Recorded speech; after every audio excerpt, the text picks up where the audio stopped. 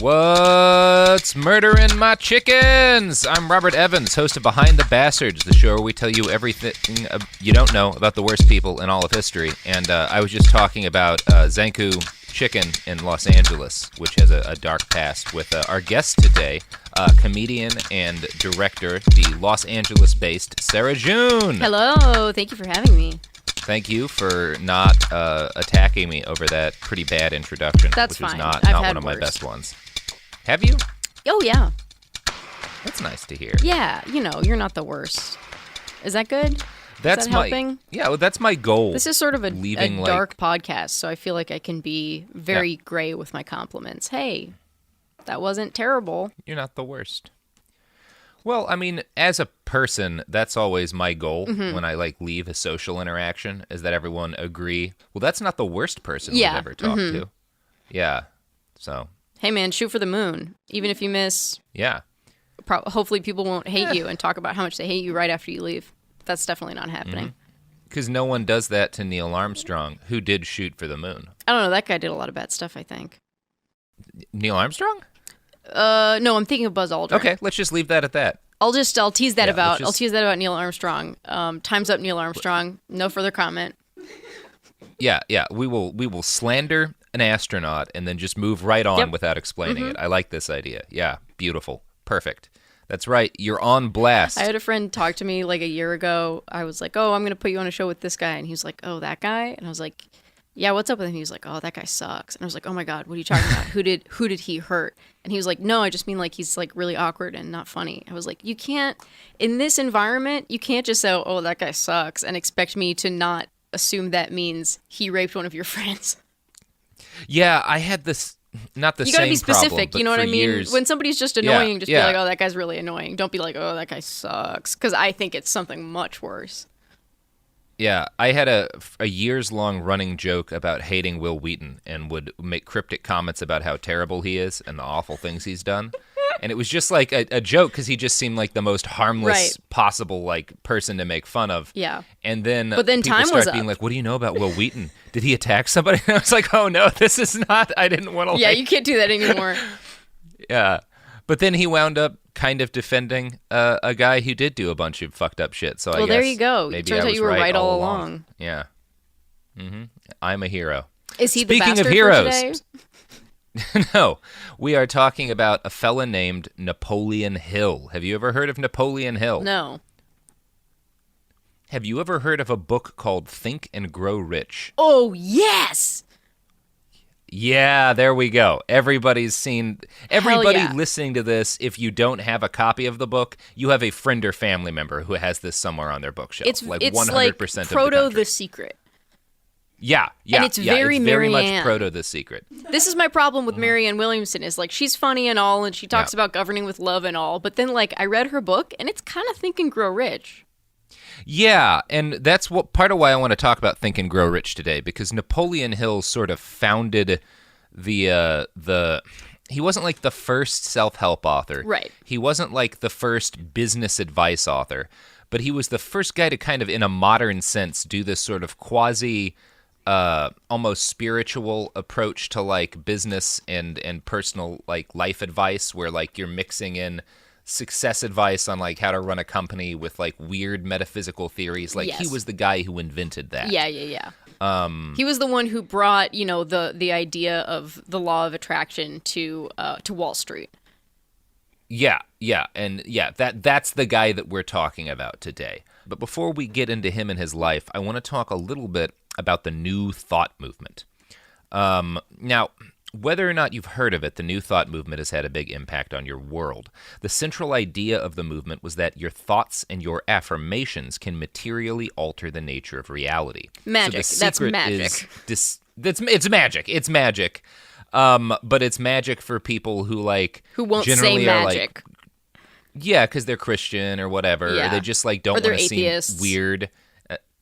Yeah, or they're atheists and they want to come up with a scientific justification for New Thought contains multitudes. There's Christian chunks of it. There's atheist chunks of it. The Secret the Christian chunks is are trying a modern so day. hard. The Christian chunks are trying so hard to not be considered witchcraft. It's pretty funny. Yeah, one of my favorite things is people who are like hardcore fundamentalist Christian and hate witchcraft, but also talk the same way that my friends who are into Aleister Crowley do about certain things. Like Alex Jones was just talking about on InfoWars how Donald Trump's 4th of July speech was a ritual, ritual magic, but he said he had to emphasize it's Christian ritual magic, but like he's still talking about like it's just so batty. But this is less batty than that. Which is the point of it, is that they're supposed to be arguing that like this isn't magic, this is just like part of how the physical world works. Right, Your it's magic, thoughts, but for sad create nerds. reality. Yeah. Magic for sad nerds. So The Secret would be one example of a modern day descendant of the New Thought movement. Yeah. That's sort of on the more secular, not necessarily atheistic, but certainly secular Oprah side of things. The Secret's meant for anybody. Yes. Now, prosperity gospel Christianity would be another descendant of the New Thought movement. Wow, one of my favorite things in the world. Oh, yeah. Like, it's absolutely abhorrent. If you haven't lived in the Deep South or watched that one John Oliver special, prosperity gospel Christians are the folks who essentially will, like, get on their TV stations and beg little old ladies to take on credit card debt in order to make thousands of dollars in donations to their church. Then they'll use those donations to buy, like, fancy private jets and mansions and stuff. And the claim that they make to these people they're fleecing out of money is that God needs them to show their faith by making a seed donation that will magically cause God to bless them with even more money. So the prosperity gospel is another descendant of the New Thought movement, and it's more widespread than you'd guess. By some counts, 17% of you're selling God's love. You're like, you got to invest in God's love right now. This is gonna climb. Trust me, baby. This is gonna skyrocket. You're gonna be rolling in money, and it's clean because it's all from God. Because it's all from God, baby. Yeah, the term that they use a lot is prove God with your donation, which is like, seems like it should be blasphemous. Yeah. Like, well, these guys I'm not a Christian, but that seems blasphemous to me. Yeah, there's a lot of stuff in the Bible about money. And most of the stuff that Jesus said is kind of contrary to a lot of the other stuff, which is a lot of like rules about debt and borrowing and what's allowed and not allowed and what you have to do to your debts. Yeah, and that interest is an abomination. Yeah, I remember him beating the shit out of bankers. Yeah, there was a lot of that. Like, I remember, if I'm not mistaken, that's the only time Jesus beat somebody with a whip. He was real pissed. Yeah. Anyway, but the prosperity gospel Christianity is wacky and very ripe for parody, but it's also really popular. And by it's some also counts, incredibly 17%. destructive. Yeah, very destructive and very popular. About 17% of all American Christians adhere to prosperity theology in some form or another. Wow. Roughly 1 million Americans attend prosperity gospel preaching churches every single Sunday. So this is a sizable movement. There's a lot more to say about this stuff, and our current president ties into it. But before we get to Napoleon Hill and his role in all of this, I want to keep on this track for a little bit. So the New Thought movement sprang up in the late 1800s, and the name New Thought embodied the belief that, of course, thoughts could create reality without the need for prayer or worship. The founder of the movement was a Portland, Maine clockmaker named Phineas Parkhurst Quimby, which is a great name for a guy who founds a weird cult style and of makes thinking. Clocks. Let's not forget he's a guy who lives in Maine and makes clocks. I already don't trust him. I feel like they hand you a clock-making kit as soon as you come out of the womb named Phineas. Like, well, here's your fucking clock. Get used to it. Yeah, he focused, his teachings focused on, curing illnesses with positive thinking, and Phineas theorized that disease could be banished by the redirection of thoughts. One of his students was a woman named Mary Baker Eddy, who went on to found the Christian Science religious tradition. Christian scientists are the folks who have a nasty... Yeah, exactly. These are the folks who will let their kids die because they try to treat lymphoma or whatever with prayers. They don't believe in using medicine because they see it as being Monitor, against God's will. Yeah, exactly. Now I've got a lot of I've had a lot of information on the New Thought movement and a very solid write-up by a website called The Conversation, who does some pretty good stuff. I love having conversations. Yeah, I love conversations too. Yeah, wow, this is a great conversation. Notes. Yeah, it is. Yeah. Their article notes that by the 1890s, New Thought had morphed away from healing disease and onto helping people achieve success through positive thinking. So this starts as a guy being like, we're going to redirect people's thoughts to make them healthier. And then over the course of a couple of decades, it turns into like, positive thoughts make money. Well, what could be healthier that's than being when that super shift rich? happens. Yeah, it is statistically the healthiest thing for you is being rich as shit. That article quotes historian Beryl Satter's explanation for the reasoning of the New Thought believers. Quote, since human thought had creative power, negative thoughts materialized in negative situations, while spiritual thoughts could form a positive reality. So you can see how that could be a harmless thing for just like, I don't know, you're the lady who lived like one of your friend's moms growing up who was always into like weird books about self-help. Like you could see how it could be harmless, but you could also see how those beliefs could lead to kind of toxic attitudes towards the poor. Yep.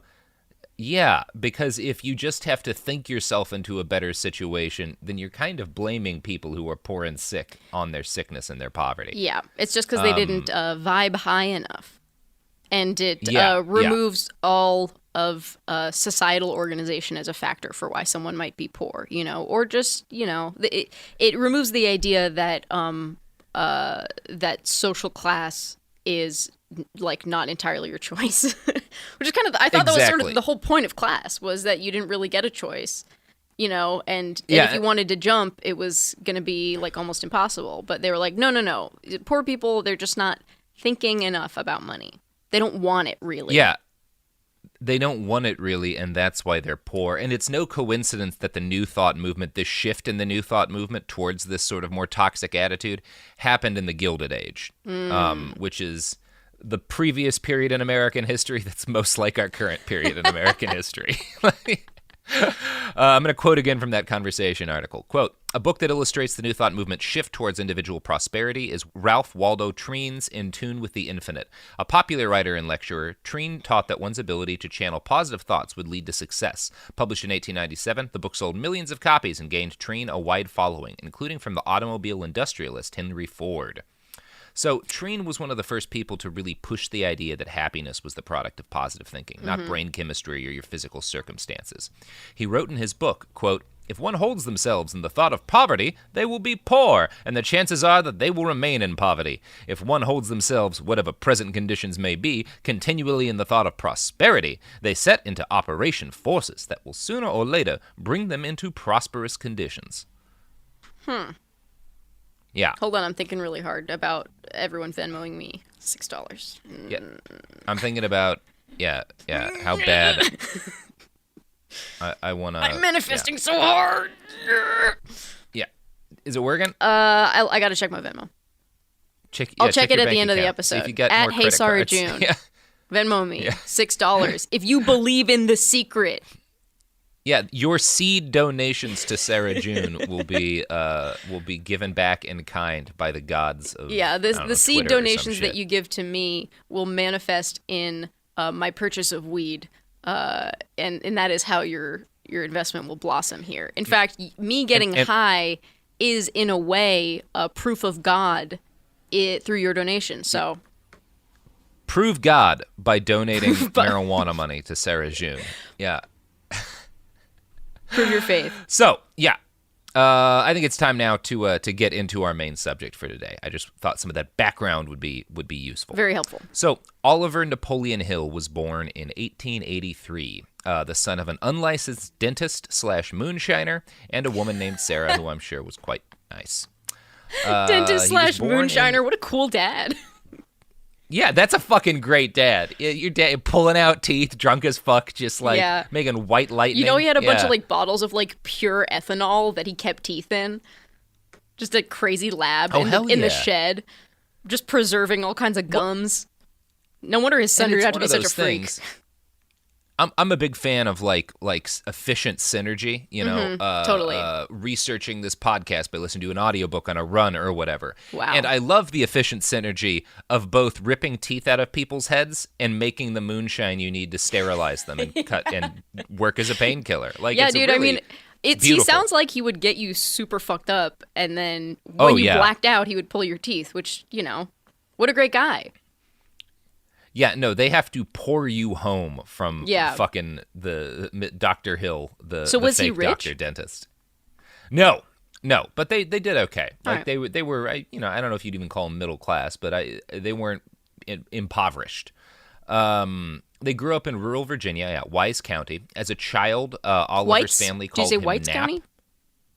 Wise, Okay. but it was a pretty white county, I think. You don't say. Yeah, I mean, I'm just going to guess. But I am talking out of my ass there. As a child, his family called him Nap. Years later, Napoleon would write that his family represented 3 generations of, quote, ignorance, illiteracy, and poverty. But the New York Times notes that this was probably not the case. Quote, in fact, Hill's grandfather was a printer. His father became a self-taught dentist and treated his neighbors until the state licensing authorities got wind of his activities. Excuse me, He then enrolled in self-taught dental dentist? school. A self-taught dentist, and he got shut down for doing it, but then he went to dental school at age 40 Oh my and God. practiced legally. Wow. So, He was like, like, I'm going straight. Yeah. I'm going I'm going straight straight. to be a dentist. Did he still illegally make Yeah. moonshine even after becoming a Oh, legal he dentist? must have. You don't stop making Yeah. moonshine. That's just the hobby. That's a calling. Yeah. Speaking of That's your divine duty intervention. to the world. Yeah. I would consider the concept of moonshine to be proof of divine intervention. Yeah. Now, Napoleon's mom died when he was 9 years old, and his father remarried the next year to a woman named Martha, who was the widow of a school principal and seemed determined to push her new son towards a life of the mind. See, as a kid, I'll show Napoleon you the life had of a the mind. reputation for wildness. What's that? No, go ahead. Napoleon had a reputation for wildness. He loved hiking around the woods in the middle of nowhere in Virginia with a handgun, firing at whatever he saw. Now, he was 12 at the time when he was doing this. So, like, that's 12-year-old Napoleon wandering around the woods with a handgun, shooting stuff all the time. That sounds like Virginia. So, yeah, that sounds like Virginia.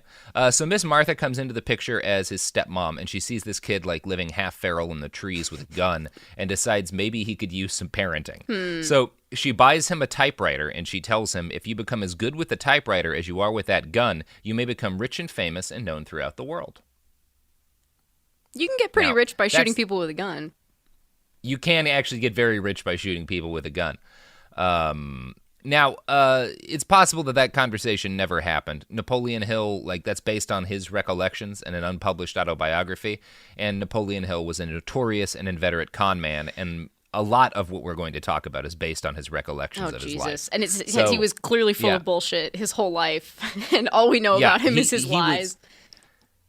Yeah, we know a few other things. So my primary sources for this article are a New York Times article published in 1995, which is good but fairly short, and a Gizmodo article by Matt Novak called All American Huckster.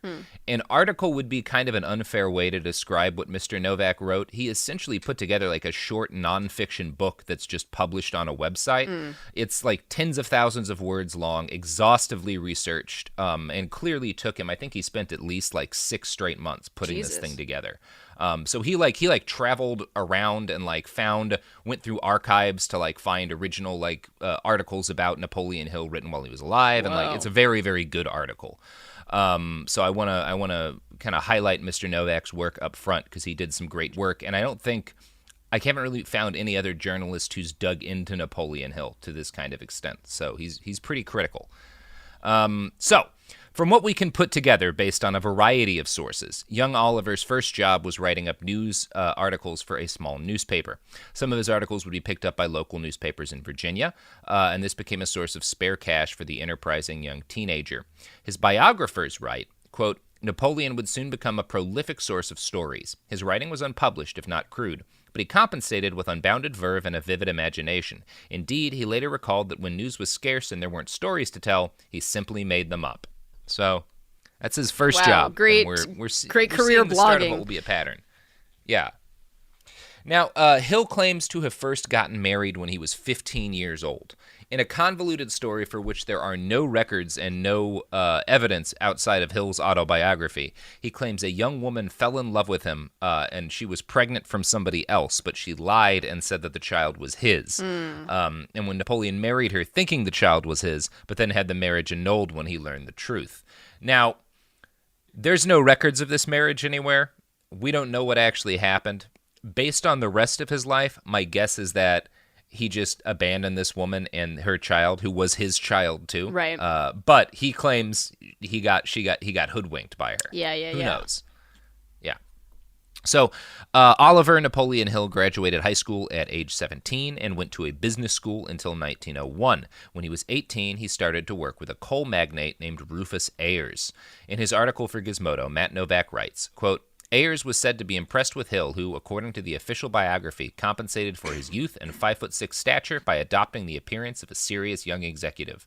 Ramrod straight posture, impeccable double-breasted suits, immaculately pressed white shirts, conservative bow ties, and white handkerchiefs neatly posed in the breast pocket. I hate this guy. So that's how young Napoleon. Yeah, you're not a fan? What is it? Is it the handkerchiefs? It's not the handkerchief. It's the immaculately pressed white shirts. It's also the, I bet he, wow. Yeah, this is like a young Republican kind of guy, Yeah, he looks like the kind of guy. Like, I'm sure he's the kind of guy who'd wear a full suit in DC in the middle of the summer. Yeah. But also, like, as a 17-year-old, this is the guy who wears a suit like when he doesn't have to, and he kind of thinks everybody else is worse for not wearing a suit. Like, he kind of acts like it's a joke. Like, he's like, haha, it's my thing, I wear suits. But he actually thinks everybody who doesn't wear suits all the time is a loser. Yeah, you get that feeling from Napoleon, or it may just have been like a calculation of, because he's a con man, where he was like, right. Well, everyone trusts a guy in a suit, and Yeah. I need extra trust because I'm conning people constantly, What's so so I should crazy always is, like, wear a suit. I'm still thinking about that last quote where he's like, when there's not any news, I make it up. Aren't I a good journalist? Yeah. Like, he doesn't know what being a journalist is. Well, in a little bit of fairness to him, at that point in time, there was a lot of weird good bullshit in being papers. done. Yeah, no, that's true. There was a lot of crazy shit in papers. Yeah. But, like, you weren't supposed to tell people we make it up. You were supposed to tell people we know a lot of stuff. Yeah. He's from the beginning not somebody to whom the truth is important, a major concept. Yeah. Just not a fully fleshed out concept. Truth, it's like sketchy outline. There's something there. If you say something, maybe it's the truth, maybe it's not. It's a nice idea to Napoleon Hill. It's like, oh, that's so 6 you know months. That makes me think of something else. Some bullshit. Yeah. So 6 months into his employment, Oliver Napoleon Hill was promoted to work as a clerk for a mine in Richlands, Virginia. Now, the first major tests of his professional acumen, other than his ability to wear a suit, came when the manager of a bank, which was also owned by his employer, the same guy who owned the mine, this bank manager got wasted and accidentally shot a black bellhop to death. Now, we have a couple of different versions of the story. It's possible he dropped his gun and it fired by accident. It's possible it was an act of outright murder. We just really don't know. But the New York Times reports what happened next. Quote, with the boss away, Hill took charge, arranging to have the death covered up. As a result, his employer made him manager of the mine at the age of only 19. Yeah. This all tracks with the suit thing. Yeah, this all tracks with the suit thing. Now, according to Napoleon Hill's autobiography, when he arrived at the bank after the shooting, the drunken manager had left the vault open, and thousands of dollars were scattered around. Hill goes out of his way to note that he scrupulously recorded and reorganized all of the money without taking anything. He wrote, quote, I could have appropriated $15,000 to $20,000 or perhaps more without the slightest indication that I had taken the money. You absolutely took the money if you make the point of noting, like, I could have stolen all this money, but I didn't. Nobody, the kind of Nobody people would who bring don't that steal up money from their unless bosses they had done it. don't bring that up. Yeah, exactly. I'm going to guess he stole some money. But Hill claims that in gratitude for his honesty, Rufus Ayers promoted him to manage the coal mine. Yeah, that's a thing bankers do. Reward honesty. Yeah. One way or the other, Napoleon Hill covers up a murder and winds up in charge of a coal mine. And makes out with, maybe $15,000. By his own estimate. By his own estimate. Yeah, maybe $15,000. So yeah, that's the story so far. This guy is like now, Pete Buttigieg so far. Where like everything he just keeps like moving upward, and he's like, aren't I great at this? And everyone's like, I don't know, but sure. And then he just keeps going up. Maybe. I don't know much about Pete Buttigieg. Oh, he's kind of like he was like a top of his class, like went to an Ivy League, like did really good grades, high achiever. Yeah, I wouldn't say Napoleon was a high achiever. I think he was more of a I think he was more of a guy who kept sliding into the right place at the right time with the right lie. And that's where he is so far. Is he like gets into this good situation and kind of wangles a job by covering up a murder. Like Who hasn't? I don't know who I would In this compare economy? him to, but yeah, that's where he is right now. So we're gonna break for ads because it's time for a product and maybe a service or two. Whoa. But when we come back, we're going to talk about a whole bunch of fucking cons. Just a whole lot of conning people out of money. I can't wait. So, after the break, products!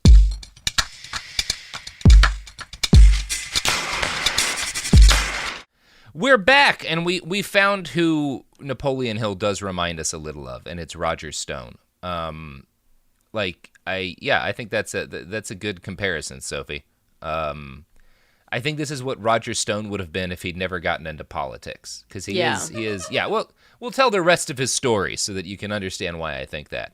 So, on June 17th, 1903, Napoleon Hill married a woman named Edith Whitman. Their daughter, Edith Whitman Hill, was born 2 years later in 1905. The family moved to Marbury, Alabama, when their daughter was 6 months old, but Napoleon sent them back to Virginia 5 months after that.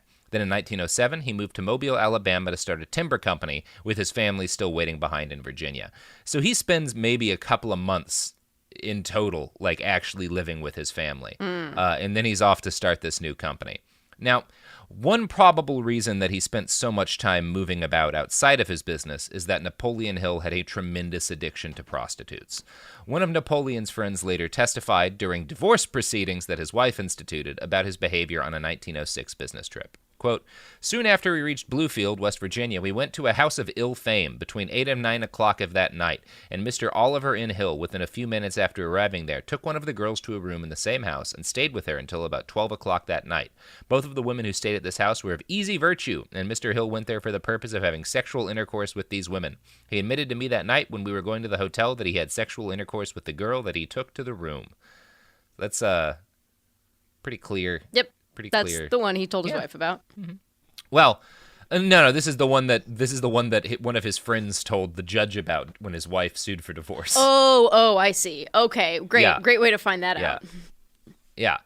Now, I think she probably guessed, although he was, again, never around. Right. Napoleon and Edith were together for 5 years, but only actually, again, together for a fraction of that. In court proceedings, Edith claimed that he was frequently violent when they were together. At one point, during a visit to Virginia, he left with their young daughter and delivered her to his stepmother, and then threatened his wife that he would never give their daughter back to her.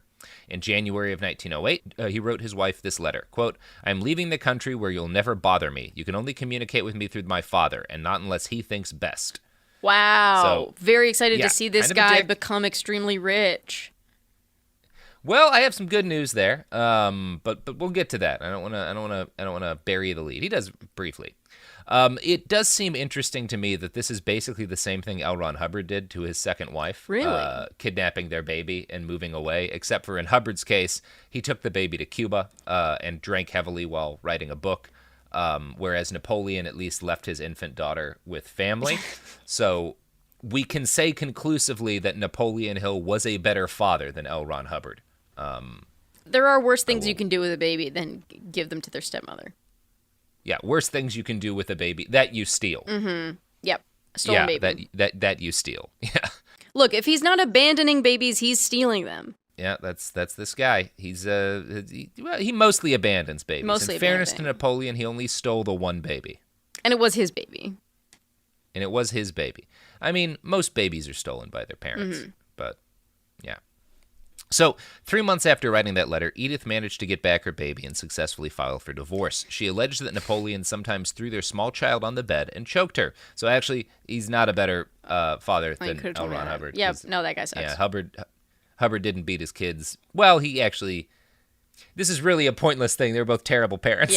Yeah, maybe we shouldn't I know Ron Hubbard dwell abused too a lot much of on kids, this. too. I don't know why I try to evaluate them. Yeah. You know, we want somebody so, to be the Edith good guy also here, alleged- but it turns out they're all bad. I shouldn't look for the good guy in L. Ron Hubbard. Right. But This podcast isn't called Behind that's the my Good mistake. Guys. No.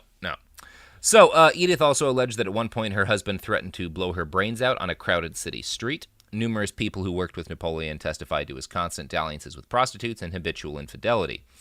The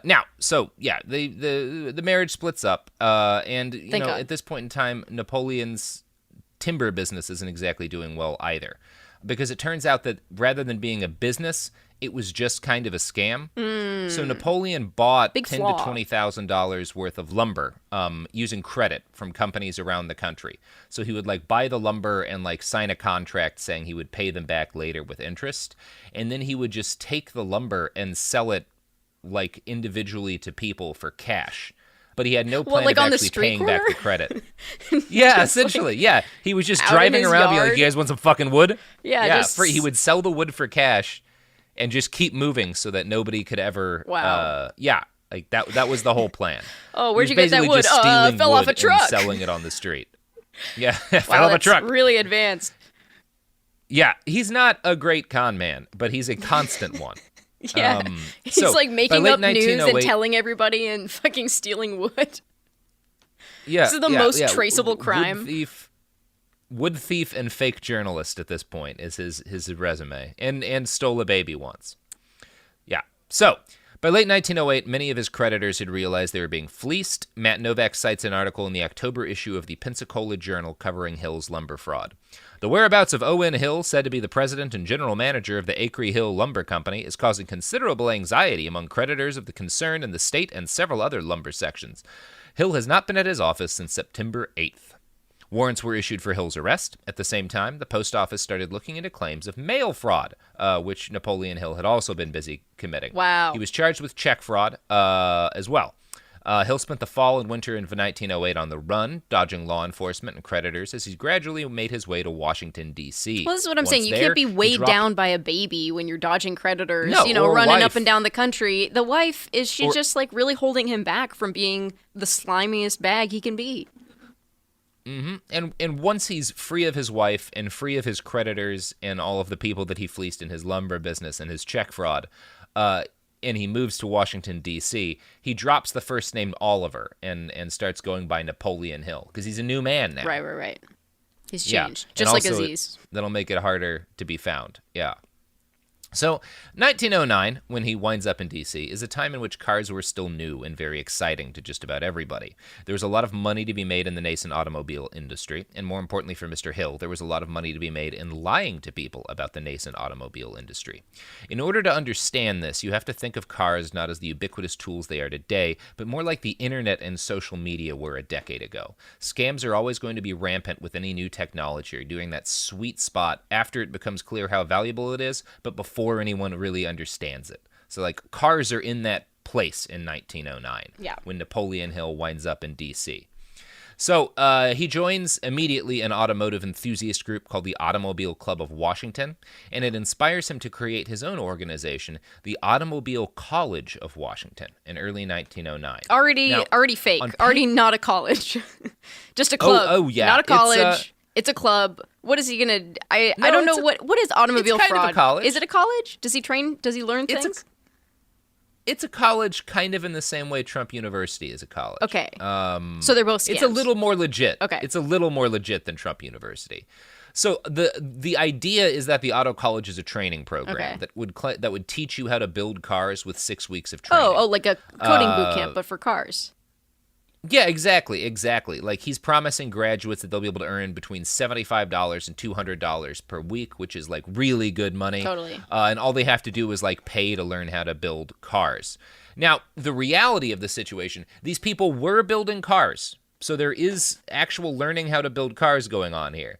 But what Napoleon has done is basically set up a car factory wherein people pay to work there. Oh, that's the business. That's the scam. Yeah. What a good one. This is his best one yet. Yeah, this is a good. This is a decent scam. This one's legal. Mm-hmm. Yeah, there's an actual product. People are presumably learning something. Right. But you're making a bunch of money. And presumably folks aren't realizing, are we just paying to work in a factory? Yeah. Mm-hmm. I kind of want to do a coal mining college. I'll teach you how to mine coal. You just got to mine coal. Look, give me all the coal you mine. No, you're not doing it right. Do it for another few years. You need another few years of coal school. Yeah. It's like if the Washington Post rebranded as a journalism school and started charging people to write op-eds. Wow. Yeah. Well. Yeah. Now, Hill worked out a deal with the Carter Motor Corporation in 1910 and 1911. And basically that's who he was making cars for. Mm-hmm. So his students were producing vehicles that were then sold by the Carter Motor Company. And, it was a great deal for Carter because they get free labor and Napoleon gets free money. And the students, you might even think that it's semi-legitimate because at least the students are going to learn how to assemble cars, and they could presumably get a job elsewhere. That they didn't pay for. Yeah, that they didn't pay for. That is an actual job. Yeah. So presumably, like this is, I would say this is the high point of Napoleon Hill's life as a person who did things that were almost legitimate. Yeah. He's doing a classic capitalist scam here. It involves slavery, it involves new technology, and it involves a lot of lying. So this is, he's got the three together. Beautiful scam. But like all great scams that involve slavery, it's slavery where the people who are kind of slaves don't think of themselves that way because they're paying for the privilege. Right. Like it's slavery it's not plus voluntary profit. Servitude. So I don't know. Slavery slavery's a bit far. He's just tricking people into being employees and telling them. But yeah, it's I don't know what you call people in this situation. It's like running a film school and like secretly having them make the new, like if Disney started a film school and secretly had people make new Marvel movies and didn't pay them. Yeah. Yeah. So while he's running this kind of half-scam car college, Napoleon meets another woman named Elizabeth Horner. Now, his main attraction to Elizabeth seemed to be that her family was rich. They got hitched, and shortly thereafter, Napoleon's bogus car college collapses. Now, did everyone just kind of catch on? Well, it seems like what happened is that the Carter Car Company, who he was making vehicles for, fell apart. Probably because their vehicles were being assembled by people who didn't know how to make cars. The one fatal flaw in the perfect scam. Yeah, because Napoleon didn't know how to make cars. Yeah. So this is the issue. Where like I don't think very functional cars were not being produced by this automotive school. Mm-hmm. So it was also alleged that Napoleon had stolen a car from some of his business partners, and he was arrested, and his college was put into receivership. Now, none of this stopped Napoleon from continuing to operate his automotive college. Instead, he just changed the focus of the school from teaching people how to build cars to teaching people how to sell cars. So, yep, you got to be able to pivot as a scammer. Logical Napoleon's next step. learning how to pivot. Now, as time went on, the focus of his schools drifted further and further away from teaching any kind of marketable skill, and towards the sort of multi-level marketing schemes we're very familiar with in the 21st century. That Gizmodo article I've been citing highlights an early expose of Hill's scam, an article in Motor World magazine titled, "Pointing the Easy Route to Get-Rich-Quick Land." I went ahead and I found an archived copy of that report, and I'd like to read it now in my best old-timey voice, because I really enjoy it. Please. Astonishing and enticing means employed by the greatest automobile college in the world to catch the would-be chauffeur's coin. Masters of gas engines evolved in 12 weeks, and before graduation and after, there's money everywhere, if not a cent to spend. That's pretty good. Fun subtitle. Yeah. So the author of this article wrote about Napoleon's revamped fake college that, quote, "The whole business is so cunningly planned as to appeal not only to the cupidity of the indolent ne'er-do-well who, in his ignorance, thinks he sees the gates of prosperity standing ajar, but also to the ill-informed but really ambitious youth who has an honest desire to make something of himself, and who is willing to devote his scanty savings and infrequent spare hours to the task." Those ne'er-do-wells always screwing it up for the ambitious do-gooders. Do-wells. Yeah. Now, that statement could apply equally well to, like, Amway or Young Living Essential Oils or any modern-day MLM. Like, this is before people used the term multi-level marketing. They weren't even calling these pyramid schemes at this point. So Napoleon Hill's really fucking groundbreaking at this stuff. Yeah. And, like, the actual business practice that he evolved for his auto college is, like, it's really groundbreaking. Basically, okay, I'm just going to read from the article breaking it down. The very day you enroll, the flow of language ripples on, you may, note the grace's permission, begin to send in the names of the young men whom you think might be interested in our course. It is estimated that half of such men will enroll, and as the school pays $3 a head for every student brought in according to this plan, it is suggested that you should pay for your course several times over in this manner. So you Naturally. see, he stops even selling, like, he says, like, okay, now this is a school where you teach people how to sell cars, but the real business is getting your friends to sign up for the college, and then you get a cut of what they, like, it's the same way every MLM here's the thing, works. Robert. Everybody's making money, so why are you mad? Well, I mean, the only downside is that after, like, at 6 weeks or so into this process, there's no people left on Earth to enroll in the college. You know what? I don't like to think that far ahead. I like to live in the now. That's actually why I'm so wealthy and successful. Because I'm not gonna, these are negative thoughts, and I'm thinking prosperity. Thinking for prosperity. You're thinking and growing rich. I am. Yeah. I am. You should try thinking and growing rich. On November 11th, 1912, Napoleon and Florence had their second baby boy, and the second of their 3 children. This son was born deaf. Now, according to Napoleon's biography, A Lifetime of Riches, quote, the baby boy was not only born deaf, he was completely without ears. In the years to come, despite the intense fighting with both family and school teachers, Napoleon would never allow the boy to learn sign language. Oh my God! It gets... Why? He was determined to single-handedly teach his deaf son to speak and even to hear. As the boy was growing up, Hill would talk to him for hours with his lips pressed against Blair's cranial bone at the base of the neck, just behind where his ears would normally have been. Wow, that's so creepy. Just shouting into his kid's skull. Oh my God. Well, not even shouting, just talking with lips, but like that. Yeah. Wow. Yeah. Now, Napoleon's biography claims that this eventually worked out because Napoleon's son had a weird bone deformity. I'm going to read from the biography. Please do. I want to note, clearly lies. Like, obviously lies. But this is how his biographers with the Napoleon Hill Foundation explain why it was good that he refused to teach his deaf son sign language. Years later, the boy did begin to hear, for it was discovered that the bone itself was conducting sound to his brain, and eventually he wore a specially designed hearing aid that dramatically improved his hearing and speaking abilities. But it was Napoleon who inspired Blair's desire to overcome his handicap. His father never allowed his son to give up. He didn't even allow Blair to consider himself handicapped. Hill taught his son that deafness was simply an adversity that could be triumphed over. Think and become not deaf. Think and grow ears. What the fuck? Wow. Yeah, that's fucking wild. You know what's crazy is another way to, quote, overcome the handicap of being deaf is to have sign language and speak sign language. Is sign language? Just sign Yeah, language. That's actually how you overcome that disability. It's that's amazing. so. Can you imagine? Oh my God, I feel for that kid just having to sit with your dad talking to your skull for hours. Yeah. And he's probably talking all sorts of bullshit about how, like, being deaf is your fault because you didn't think hard enough about ears while you were growing or something. Your attitude's not positive enough. Yeah. You're not deaf. You're not.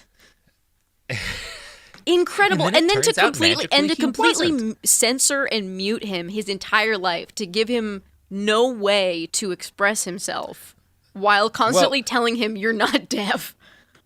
I'll say this: it's not as bad as it sounds, Sarah, because Napoleon abandoned his children for the vast majority of their lives, so he's not around all that much. You know, right now that seems like the nicer thing to do. Yeah, I would say it's better to be abandoned by Napoleon Hill than parented by him. Absolutely. Now, you know what? It's not good to be abandoned by, Sarah. No. Well, anything. The products and services that support this show. Whoa. They would never abandon us. They will not abandon you. Never. They will never abandon you. Products.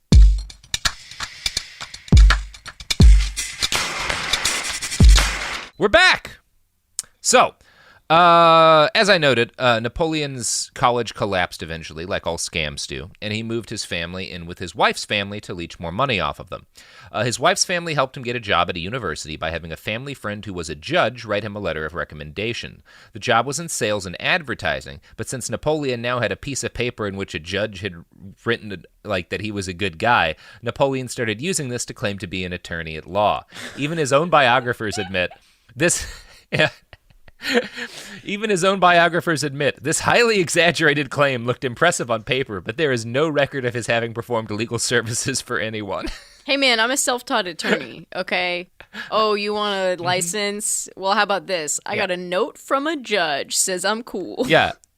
It doesn't even say I'm a lawyer, but would anyone who's not a judge know a lawyer, who's not a lawyer know a judge? I'm just QED. Just imagining it's like a beautiful, like a gilded, looks like a diploma, but then in Gothic font, instead of saying his name, it just says, "This guy's chill," and then there's a judge's signature. This guy's chill. This guy's chill. A judge. Judge. If anyone listening to this is a judge, hit me up on Twitter at iWriteOK, and I'll give you my mailing address, and you can send me a piece of paper that says I'm chill, because I would love to practice law, just as Napoleon Hill didn't. Yeah, that sounds like a hoot. Tape it to my shirt. Hey guys, I'm representing myself in court. Yeah, so Napoleon Hill worked at that university for a couple of months before quitting in 1915 and getting involved with a candy company, which he and his partners renamed the Betsy Ross Candy Shop. Hill was quickly pushed out of the job by his partners, likely because they realized he was a gigantic con man who was stealing from them. We don't really know. Stealing candy? But we do know. Stealing money, I think. They bought this company together, and he was probably just stealing from the company because he's Napoleon Hill. Yeah. We don't know exactly what went down. He's thinking about growing rich. Look, he's not stealing. He's manifesting wealth. He manifested wealth from the cash register to his pockets. Yep. Yeah. We don't know exactly what happened there, but Hill claims that his business partners had him, quote, arrested on false charges.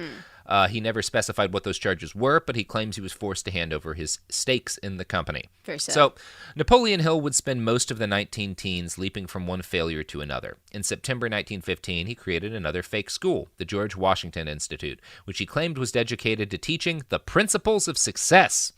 Part of this class was apparently having his students write hundreds of letters to newspapers supporting Napoleon Hill's race for a seat in the U.S. Congress. Now, he never ran for Congress, but it seems so like we don't know why he did this. This seems like he was just trying another scam, but it didn't get off the ground. Yeah, like he just had so many scams going. Yeah, but yeah, what a weird move. It's like, maybe it's so if he was like, if I run later, I can be like, look at all this grassroots support I have.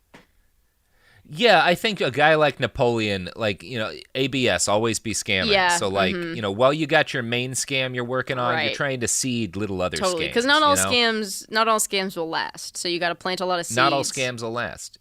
You got to diversify. Right, because I was like, wow, he's already running a school scam, right? He's already getting money out of that. Now he's going to, let that feed into a larger, more legitimate scam of being a politician. Wow, this is really good, but I guess he couldn't hack it.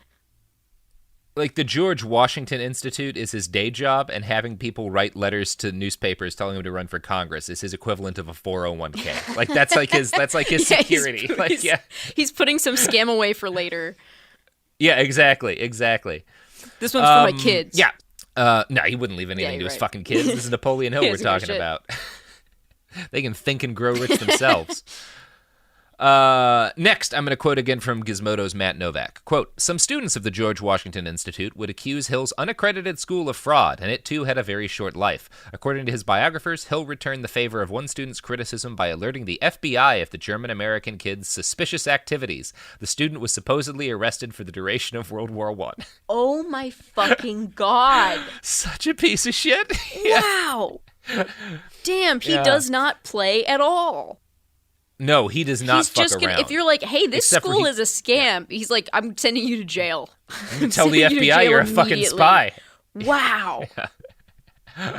Cool guy. He's a real piece abuses of shit. His children, cool dude. Immigrants, all people trying to learn a trade. He's definitely...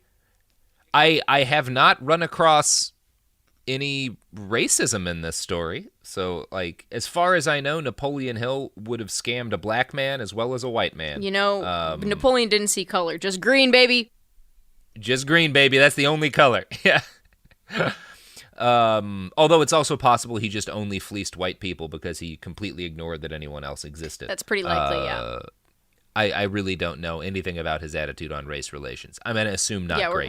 I think we can safely surmise. Now, The George Washington Institute quickly collapsed, and by 1917, Napoleon Hill was trying to sue the Illinois General Railroad because he said the lighting on their cars was bad for his eyesight and had caused him to need glasses. So he gets a little bit desperate near the end of the 19 teens. Yeah, he's really diversifying, but not in a great way. This has been like a sad arc. You get from like this legitimately kind of cunning automotive college that was like scam a good to idea. like suing the railroad for fucking up your eyes. Yeah, with I mean, light bulbs. ambulance chasers next, you know. Yeah. By 1918, the Better Business Bureau attacked him after revealing that his success school was really just a barely camouflaged stock-selling scheme. The magazine Postage reported that, quote, while it appeared on the face of the operation that he sought students for the educational course he offered, there was evidence that his chief object was to sell stock in the enterprise. Napoleon apparently convinced people to buy stocks in his college by claiming it had a capital value of over $100,000. In reality, the entirety of the enterprise was worth around $1,200 at best. Napoleon was once again... Yeah. He was arrested again, and this arrest seems to have convinced his long-suffering wife to finally cut ties with him. All these failures in a row certainly had a deleterious effect on Hill's morale, as you might imagine. The New York Times noted, quote, Hill regarded such setbacks as a test of his faith, but he was not immune to despair. After another one of his business failures, he confessed, I had spent the better portion of my life chasing a rainbow. I had begun to place myself in the category of charlatans who offers a remedy for failure which they themselves cannot successfully apply. Wow, a lot of self-awareness for such a piece of shit. That is a shocking amount of self-awareness. And it is also insane that at man. this point in his life, he's like, people think I'm a charlatan. Yeah. You guys... Well, better start another success school. Be honest with me. Does everyone think I'm a charlatan? Yes. Yes. He says that like as he's setting up like a shell game or something like that in the middle of like downtown Manhattan. He's rolling like, loaded dice. dice. Con man? Yeah. Do you want to buy some lumber, by the way? Trust me? Now, by 1919, Napoleon Hill had gotten tired of jumping from scam to scam, sometimes a step ahead of the law, but often several steps behind it. He decided that from now on, his life was going to be different, and his first step to winning that different step was to weaponize the Golden Rule. Yes, the Golden Rule. Do unto others as you would have them do unto you. On its surface, it seems like one of the least problematic things a human being could believe or advocate. But our friend Napoleon found a way to make it problematic. He founded Golden Rule magazine, which he used to outline his new philosophy on life. This is Napoleon Hill's philosophy on the Golden Rule. Quote, it seems ridiculous to refer to the Golden Rule as a weapon, but that's just what it is, a weapon that no resistance on Earth can withstand. The Golden Rule is a powerful weapon in business because there is so little competition in its application. What a psychopath. Yeah. So Matt Novak explains, quote, Hill's understanding of the Golden Rule meant that people would become indebted to you for providing something to them. It was a weapon. Rather than do unto others as you would have them do unto you, he believed that by providing something to someone or simply showing them kindness, they owed you something in return. So that's how the Golden Rule works for Napoleon Hill. Oh my God. Wow. Okay. Yeah. All right. Yeah. Cool. Now, Golden Rule magazine was founded using money from a couple with the last name of Cox, and they were a wealthy couple who owned the General Oil Company, and they were looking to drum up more investors for their business, and that was kind of the purpose that they had for this magazine that Hill was running. So their plan was for Hill to basically use his magazine. No. Yeah. I hate this so much. Oh, God. Their plan was for Hill to use his magazine to convince people that General Oil was a great thing to invest in. This is fucking cartoonish, it's man. The whole magazine it's an oil is a scam. company starting a magazine that's like, remember what Jesus said? Here's how you can use it to make yourself rich. Yeah. In April of 1919, Hill wrote an article in his magazine titled, An Interesting Man and His Wife, the Coxes, Who Have Made $1 Million for Other People. Wow. The article claimed that the Coxes were using $1 million of their profits to fund scholarships for American veterans. Philanthropy is this was untrue. Good. Yeah. This was untrue, obviously. There was no $1 million set aside for veterans, and Hill and the Coxes would be sued by the FTC in October of that year for fraudulent advertising. But being sued for fraud did not stop Napoleon Hill from producing his magazine about the Golden Rule. Yeah. In May of 1922, he awarded a chiropractor by the name of B.J. Palmer what he called Hill's Golden Medal. Hill claimed that the award was based on 150,000 votes cast by subscribers of his magazine, who, among them from places far away as Japan, Italy, Australia, and England. Woodrow Wilson came in second place. What? Now, there were no subscribers Of course. to Golden Hill magazine. Just a couple, maybe a couple of dozen. This was all a lie. But this is like what he was getting at with his golden rule philosophy. It was basically the way that he actually acted on that is he would present awards to prominent citizens, politicians, and celebrities, and then use that opportunity to like get pictures with them and talk with them and try to get them to either invest in his scams or to let him use their name and credibility so he could trick other people into scams. Wow. So that's the golden rule as used by Napoleon Hill. Yeah, well, now we call it swag, baby. You give them some free stuff, they got a gram about it. Now it's just being an influencer. Yeah. Napoleon Hill was like the original influencer. Yeah. In 1922, Napoleon Hill used this tactic to start up a partnership with T.O. Teed, a prominent chaplain and humanitarian. Hill and Teed started a charity that on its face provided educations to prisoners in Ohio to help rehabilitate them. Don't tell me what it really does. I don't want to know. Yeah, it's Please bad. just let me it's believe. Real bad. Please. Yeah. So Napoleon would go from town to town raising money for this program, telling newspapers things like, "What we're trying to do here is mentally meet these men who are shut off from the outside world. We're going to prove to them that they have something to look forward to, then put in their hands the tools which they can carve out their future." Yes, absolutely. That sounds beautiful, yes, right? I, the oppressor, am going to give you, the oppressed, the tools you need to escape my oppression. That's what I'm going to do because I'm really good and nice. I wouldn't call Napoleon an oppressor just because he's been arrested a shitload of times and spent a lot of time in jail himself. That's a good point. Like, because he's a criminal con man. Yeah. But of course, there was no actual charity. He was essentially running like the monorail scheme from The Simpsons, but with a charity aimed at raising money to like provide education to prisoners. In Shelby, Ohio in 1923, Napoleon collected more than $1,000 from kind-hearted locals who were happy to raise funds to give convicts a chance at a better life. A lot of the money came from a group of local school children who raised the cash because they were just so compassionate about the convicts that Hill had, painted a picture of how he was going to help them. Hill spent much of the 1920s following the same basic pattern. He'd go from town to town, sweet-talk decent folk into donating money to help these people, and then he'd skip town, never to be seen again. By the late 1920s, however, this scam had run its course. Napoleon's wife, he had a new wife now, Florence, was starting to, get pissed off with him. He wound up in Philadelphia, broke, and befriended a publisher named Pelton. And this is sort of when Napoleon's life starts to change. So by the late 20s, he's been run out of most of, the Midwest and the South and is hiding out in Philadelphia. He's got a new wife, and she, too, has some family money, but she's pissed at him.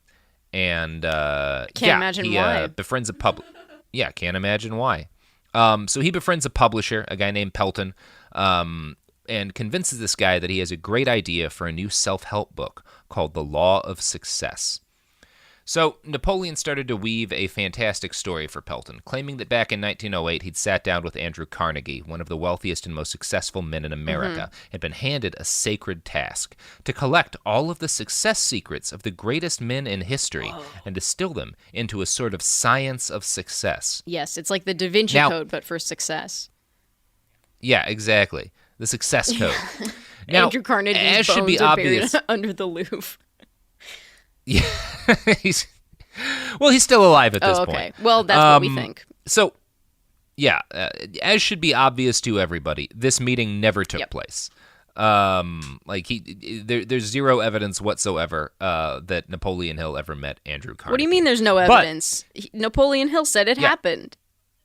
He did say it happened, and here's how his biography describes this historic meeting between Andrew Carnegie and Napoleon Hill, the two greatest minds in the history of success. Quote, "The richest heritage a young man can have is to be born into poverty," Carnegie told him. He saw his own humble origins not as a deterrent to success, but rather as the inspiration to overcome all obstacles and attain seemingly impossible goals. If one had a strong sense of self-worth, Carnegie claimed, no degree of impoverishment could hold one back. Individuals who achieve outstanding success are not born with some peculiar quality of genius not possessed by others. Confidence is a state of mind. It is under the control of the individual, not an inborn trait, and the starting point for developing that self-confidence is the definiteness of purpose. This was Carnegie's cardinal rule in his philosophy of personal achievement. The man who knows exactly what he wants, has a definite plan for getting it, and is actually engaged in carrying out that plan has no difficulty in believing his own ability to succeed. Only the man who procrastinates soon loses confidence and winds up doing nothing. But what happens, Hill asked, when a man knows what he wants, has a plan, puts it into action, and meets with failure? Doesn't that destroy his confidence? Carnegie smiled. I hope you would ask that, because it is important to understand what I'm about to tell you. I believe that every failure carries with it, in the circumstances of the failure itself, the seed of an equivalent advantage. If you examine the lives of truly great leaders, you will discover that their success is in exact proportion to their mastery of failures. Life has a way of developing strength and wisdom in individuals through temporary defeat.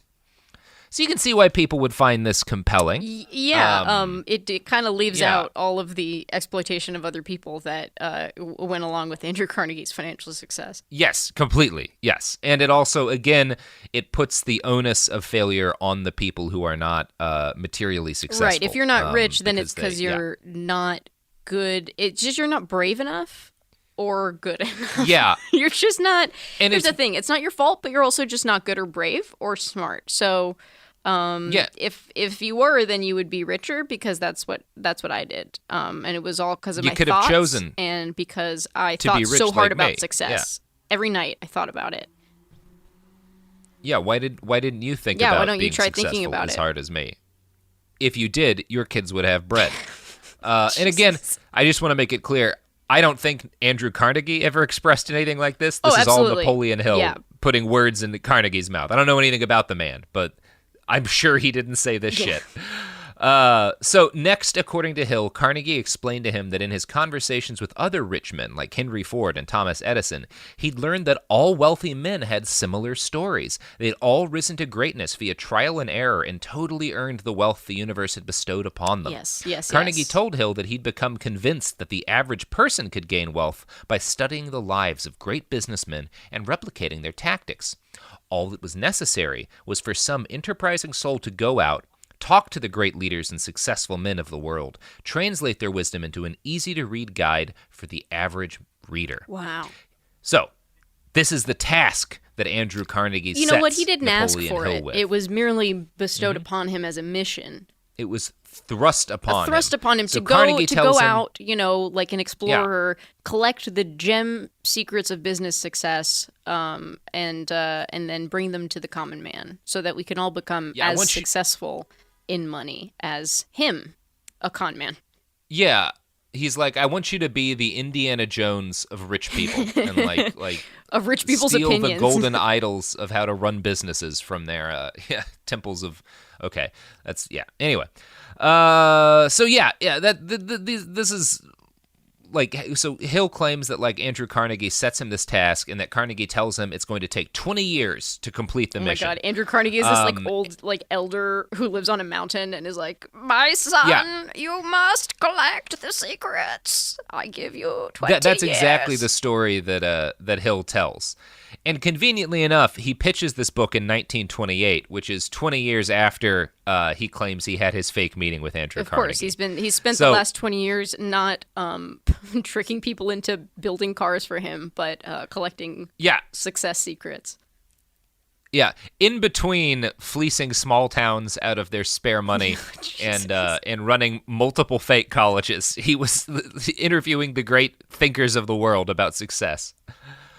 So next, according to Hill's biography, quote, Hill confessed that he not only shared Carnegie's utopian vision, but believed it could be accomplished. That was exactly what Carnegie wanted to hear. With his usual bluntness, he turned to Hill and, without any further preamble, inquired if he felt equal to the challenge of undertaking this great work himself.